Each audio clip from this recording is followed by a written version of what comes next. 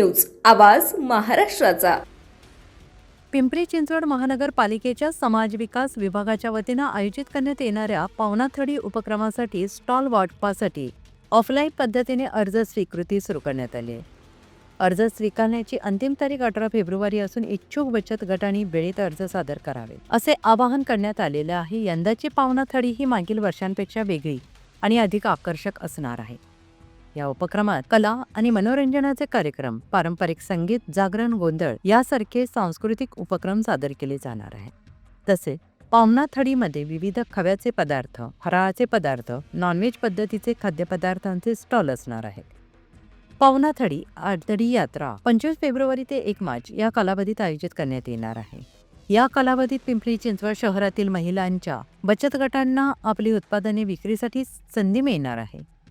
पिंपरी चिंचवड शहरातील सर्व बचत गटांनी 18 फेब्रुवारीपर्यंत ऑफलाईन पद्धतीने स्टॉलसाठी अर्ज करावेत। तसेच 25 फेब्रुवारी ते 1 मार्च दरम्यान सर्व पिंपरी चिंचवडकरांनी पावणाथडीला भेट द्यावी असे आवाहन समाज विकास विभागाच्या उपायुक्त ममता शिंदे यांनी दिलं आहे। काय सांगाल मॅडम, एकंदरीत पावणाथडीचे नियोजन आहे ते चालू आहे, याच्या कशा प्रकारे अर्ज भरायचे, ऑफलाईन की ऑनलाईन, आणि कधीपर्यंत याची मुदत असणार आहे? दरवर्षीप्रमाणे यावर्षी पण आपण पावणाथडी आयोजित केलेली आहे। त्याची पावणाथडीची तारीख आहे 25 ते 1 तारीख आणि अर्ज प्रक्रिया कालपासून सुरू झालेली आहे। तर ते अर्ज प्रक्रियेची अंतिम डेट आहे 18 आणि ईश्वर चिठ्ठीप्रमाणे आपण दरवर्षी ज्यांना अलाउड झाले आहेत स्टॉल त्याची डेट 21 किंवा 23 तारखेला आपण ईश्वर चिठ्ठी काढू। त्यानुसार ज्यांना कुणाला अलाउड झाले ते कळून जातील।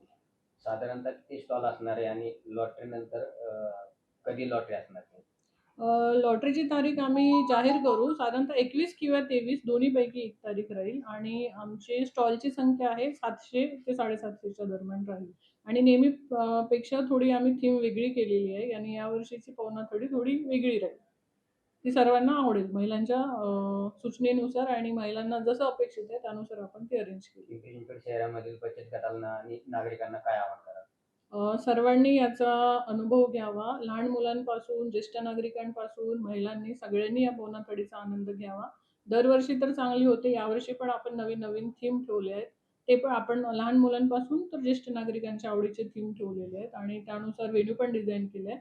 त्यामुळे सर्वांनी येऊन पावणाथडीचा आनंद घ्यावा।